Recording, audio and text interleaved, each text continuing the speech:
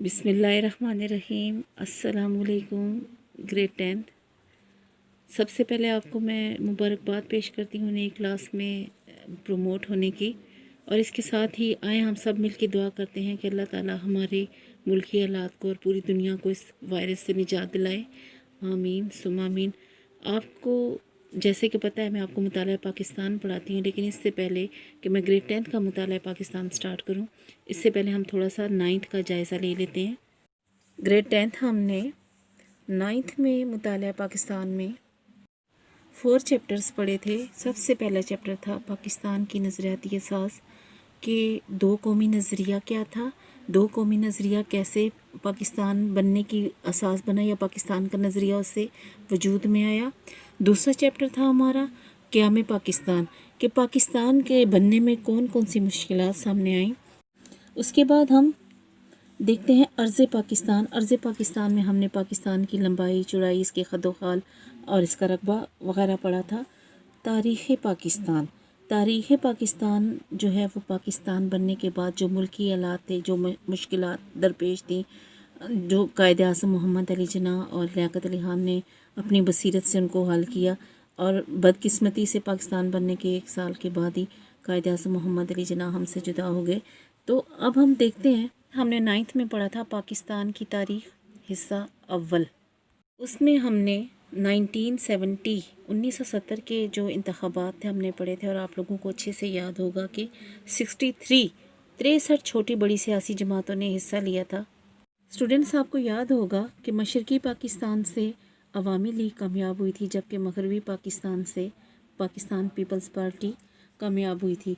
अब यहाँ पे हम देखते हैं कि जीतने वाली जमातों को इक़्तिदार मुंतकिल करने के बजाय फ़ौजी हुकूमत ने, याह्या ख़ान की हुकूमत ने लेर तो लहल मिन से काम लिया, टाल मटोल से काम ले रहे थे, जिसकी वजह से क्या हुआ था कि अवाम में बदएतमादी की फ़िज़ा कायम होगी। अवाम का हुकूमत से एतमाद उठ गया था और दोनों बड़ी पार्टियों में आपस में तनाव पैदा हो गया था कि हाँ, हुकूमत हमें मिलनी चाहिए। पीपल्स पार्टी चाहती थी कि हुकूमत उसे दी जाए, जबकि अवामी लीग चाहती थी कि हुकूमत उसे दी जाए। मशरक़ी पाकिस्तान ने शेख मुजीबुर रहमान ने क्या किया था, सिविल नाफरमानी की तहरीक शुरू कर दी थी, जिसकी वजह से मुजीबुर रहमान को गिरफ़्तार कर लिया गया।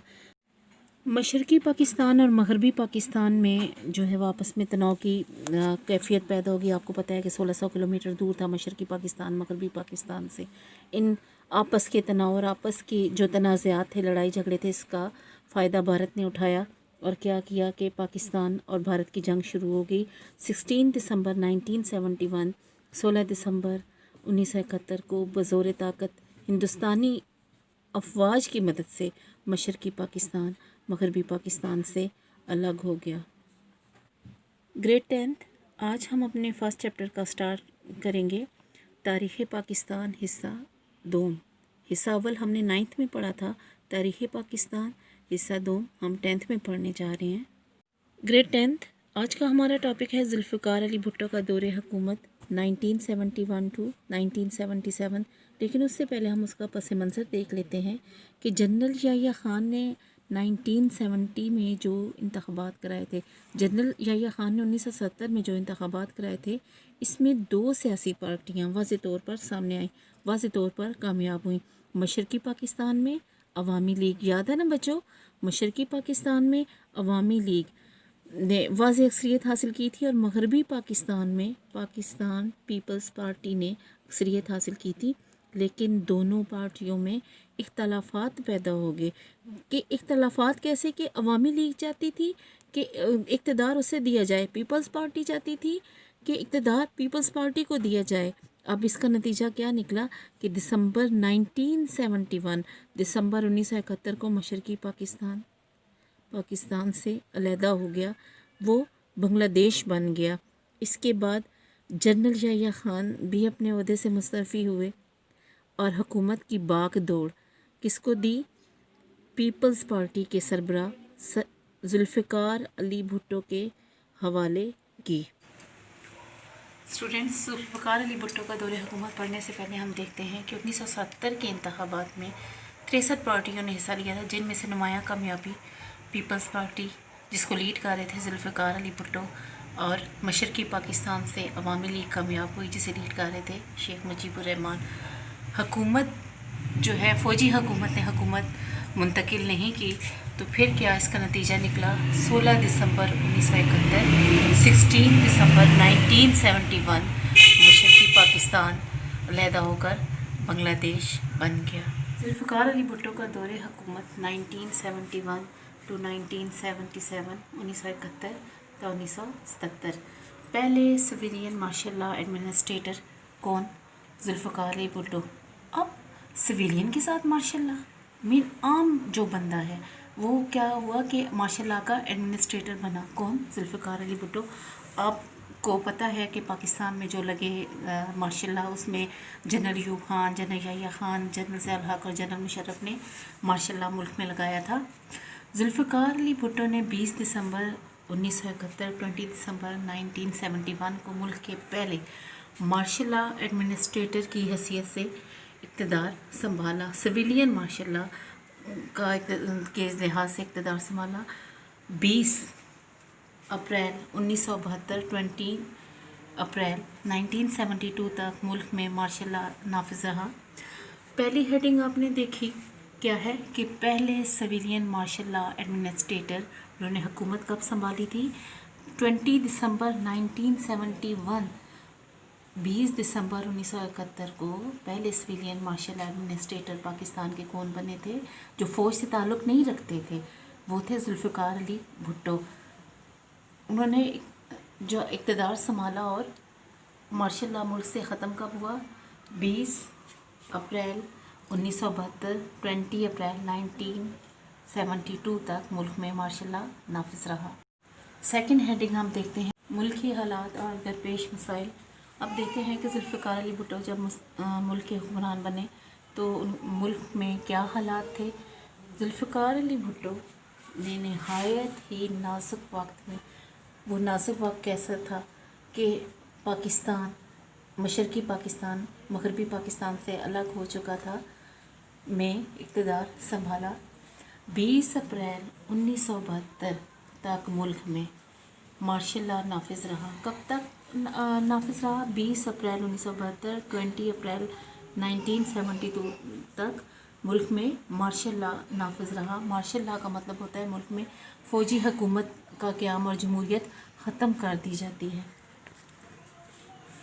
انہیں بے پناہ مشکلات درپیش تھیں، کنہیں؟ ذوالفقار علی بھٹو اور ان کی حکومت کو۔ 1971 کی جنگ میں، 1971 کی جنگ میں 93,000 سے زیادہ افراد کو بھارت نے کیا کیا تھا؟ جنگی قیدی بنا لیا تھا۔ بچے جنگی قیدی جو ہوتے ہیں، جو بھی حکومت کے ہاتھ لگ جائے، مخالف حکومت کے خلاف انہیں قید خانوں میں ڈال دیا جاتا ہے، چاہے وہ فوجی ہوں چاہے وہ عام لوگ ہوں، جنگی قیدی وہ کہلاتے ہیں۔ ان میں فوجی بھی تھے اور مغربی پاکستان کے شہری بھی۔ مغربی پاکستان جو ہمارا پاکستان ہے، اس کے لوگ بھی تھے۔ نئی حکومت کو ان کی رہائی کے لیے حکمت عملی بنانی تھی، کوئی منصوبہ بنانا تھا کہ کیسے 93,000 لوگوں کو بھارت کی حکومت سے آزادی دلائی جائے، اور اقدامات کرنے تھے، اس کے لیے قدم اٹھانا تھا۔ گریڈ 10 تھرڈ پوائنٹ ہے عوامی تعاون اور مشکلات۔ عوام میں مایوسی پھیلی ہوئی تھی۔ کیوں پھیلی ہوئی تھی؟ کیونکہ مشرقی پاکستان مغربی پاکستان سے الگ ہو کے بنگلہ دیش بن چکا تھا۔ 93,000 جنگی قیدی بھارت کے پاس تھے اور ملکی حالات بھی اچھے نہیں تھے۔ پھر کیا ہوا؟ بھٹو کی حکومت کو، جو ذوالفقار علی بھٹو کی حکومت تھی، اس کو کیا کرنا تھا؟ کو عوام کی مایوسی دور کرنا تھی۔ عوام جو مایوس ہو چکی تھی حکومت سے، اس کی مایوسی دور کرنا تھی اور ان میں تعمیر نو، دوبارہ سے اٹھ کھڑے ہونے کے لیے کا عزم پیدا کرنا تھا۔ ایسے حالات میں یہ جو حالات جا رہے تھے مایوسی کے، میں عوام کا تعاون، عام لوگوں کا جو تعاون ہے حاصل کرنا اچھا خاصا مشکل تھا۔ کس کے لیے؟ بھٹو حکومت کے لیے۔ گریڈ 10 اب ہم نیکسٹ دیکھتے ہیں فورتھ پوائنٹ، بھٹو حکومت کی حکمت عملی، کہ انہوں نے کیا طریقہ کار اختیار کیا۔ ذوالفقار علی بھٹو نے بحیثیت chief martial law administrator, Zulfikar Ali Bhutto کے اختیارات لامحدود تھے، ان کی حد کوئی نہیں تھی۔ ان اختیارات کو استعمال کرتے ہوئے، کون سے اختیارات کو؟ لامحدود، جن کی کوئی حد نہیں، کو استعمال کرتے ہوئے بھٹو نے کیا کیا؟ चारों सूबों में सिंध, सरहद, बलूचिस्तान और पंजाब में अपने नुमाइंदों को गवर्नर मुंतखब किया। अब देखते हैं सिंध में कौन थे। मुमताज़ अली भुट्टो, खैबर पख्तूनख्वा में हयात खान शेरपाव, पंजाब गुलाम मुस्तफ़ा खर, बलूचिस्तान में गौस बख्श रेसानी को गवर्नर मुकर्रर किया।